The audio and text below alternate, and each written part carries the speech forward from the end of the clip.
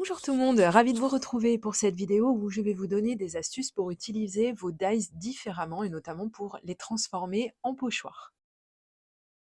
En plus, dans cette vidéo, ce qui va être bien, c'est que ça va nous permettre de passer des papiers qu'on n'a pas envie d'utiliser autrement. Donc, par exemple, je pense à ces papiers-là de chez Action, donc notamment celui avec le moulin qui est mine de rien très joli, mais je ne sais absolument pas comment l'utiliser. Alors, si c'est votre cas également, je vais pouvoir vous donner des petites astuces. Je vous en avais déjà parlé, hein, rappelez-vous, dans une vidéo précédente où je vous disais qu'on pouvait utiliser des papiers qu'on n'aimait pas, tout simplement les retournant si on a la chance d'avoir un verso qui est blanc. Ici, c'est le cas et vous allez voir que ça va nous servir pour plein de choses. Je vous ai présenté ce joli die de forme ovale que j'ai eu dans la boutique Joom. Il est magnifique, alors il se prête très très bien pour les cartes de fête de fin d'année. On va se servir de notre machine de découpe évidemment, puisque je vous ai parlé de die, évidemment nous allons avoir besoin d'une machine et je ne suis pas peu fière de vous montrer mes plaques toutes propres que vous pouvez avoir également en suivant les conseils que je vous donne dans la vidéo que je vous mettrai dans la barre d'information. C'est très important d'avoir du matériel qui est en bon état de fonctionnement. Ça va vous éviter d'avoir des plaques qui se rayent trop, des plaques qui gondolent, etc.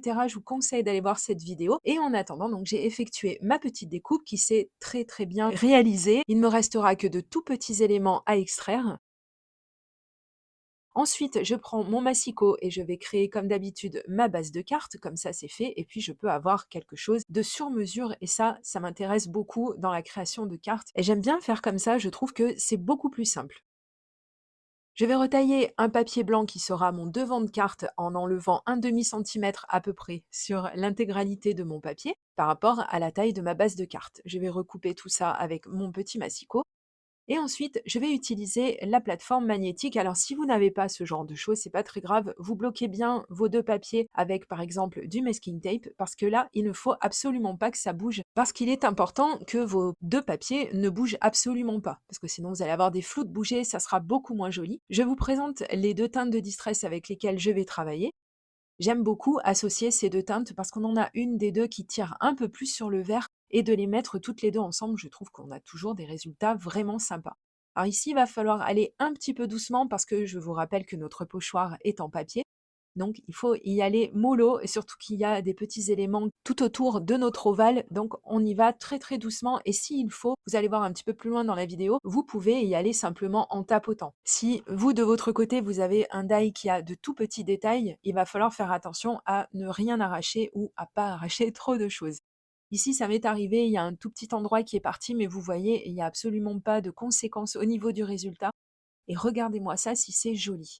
J'aime beaucoup, beaucoup cet effet un petit peu glacé, givré, j'adore. Et au final, eh bien, je vais me servir également de ce qui m'a servi de pochoir. Ce que je vais faire, c'est que je vais quand même fondre un petit peu ces deux couleurs. Alors, je vais retravailler tout ça un petit peu en caméra et un petit peu hors caméra aussi parce que j'ai mis un petit peu de temps pour faire tout ça au final.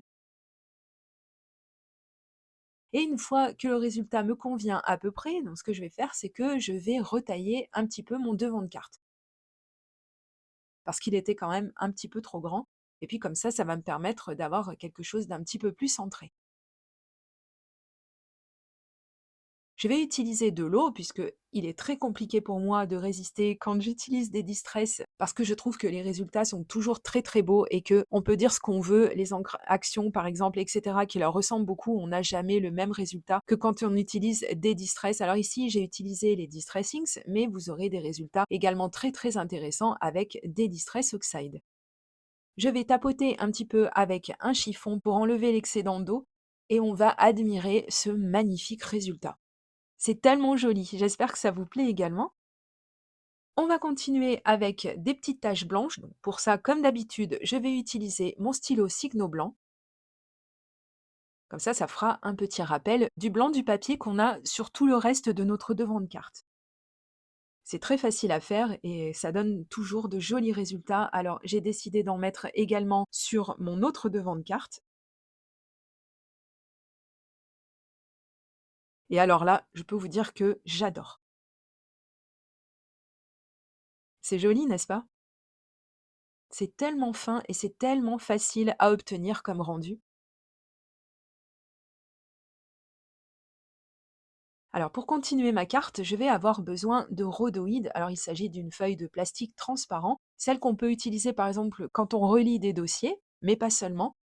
Le rhodoïde et tout le reste du matériel que j'ai utilisé dans cette vidéo, vous le trouverez dans la barre d'informations comme d'habitude. J'ai retaillé un petit peu mon rhodoïde et je vais le faire tenir grâce à de l'adhésif double face. Et celui-ci, je vous en parle très régulièrement. Il est très très bien, le double face de Craftelier. Non seulement il est très économique, en plus on peut le déchirer à la main et il est très adapté à notre scrap. Et ça c'est très important parce que sinon vos créations finiront par mal vieillir.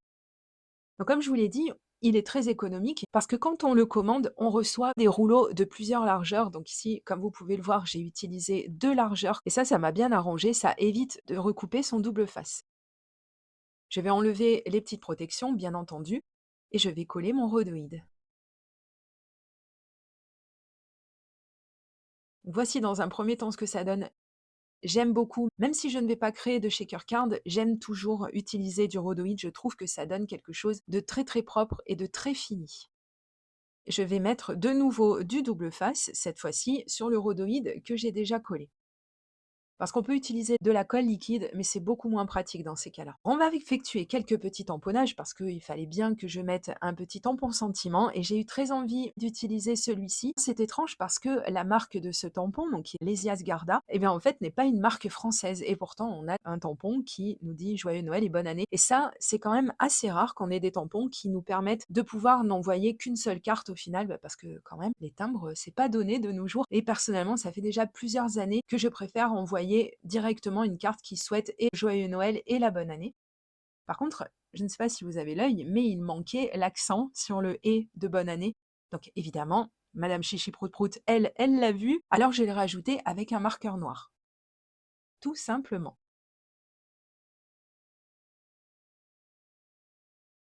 Je vais utiliser le même tampon pour mon autre carte.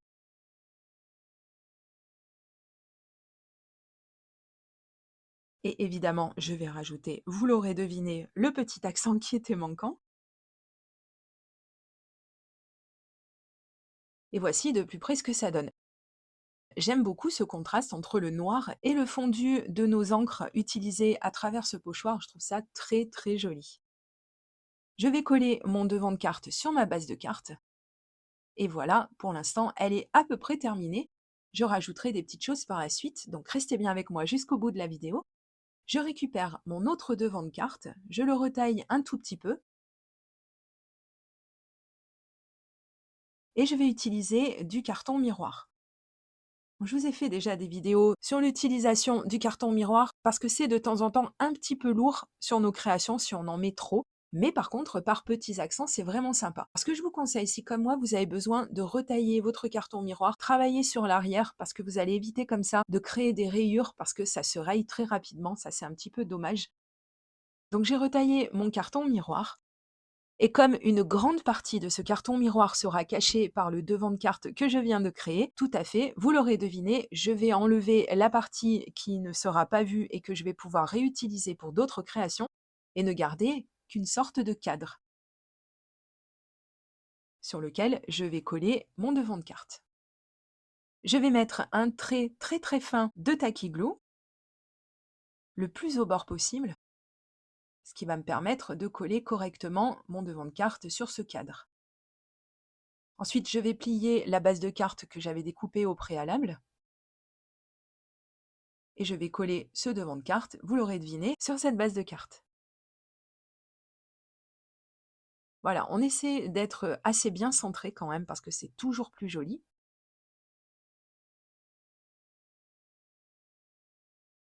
Et voilà, on peut déjà s'en arrêter là, c'est déjà très très beau comme ça. Mais comme je vous l'ai dit, j'ai choisi de mettre quelques petits accents supplémentaires. Donc pour ce faire, je vais utiliser des liquid pearls. Et comme ça faisait un petit moment que je ne les avais pas utilisés, bien entendu, je vais les amorcer sur un papier brouillon parce que sinon vous pouvez avoir des petits incidents sur votre carte. Et si comme moi, vous avez des ronds pas tout à fait ronds et pas exactement comme vous les vouliez, il vous suffit de tapoter votre papier sur votre bureau et ça va s'aplatir très très naturellement. Donc voici le rendu de ma première carte. J'ai décidé de faire à peu près la même chose sur la seconde, mais cette fois-ci, je vais utiliser un liquid pearl de couleur blanche. Pensez bien à les laisser sécher correctement par contre. Alors ça, c'est très bien comme embellissement parce que ça tient également sur le rhodoïde. Et ça peut être quand même super pratique. Donc là, c'est pareil, on met quand même quelques gouttes, mais on ne surcharge pas trop.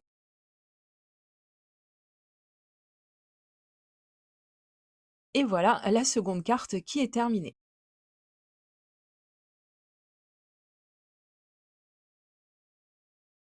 Je vous attends dans les commentaires pour me dire ce que vous en avez pensé et laquelle est votre petite préférée, même si je pense que ça va être un petit peu compliqué de choisir entre les deux. Merci d'avoir regardé cette vidéo jusqu'ici. Si vous êtes encore là, je vous remercie pour le petit pouce en l'air et je vous dis à très bientôt pour de prochaines vidéos création. Gros bisous, bye bye.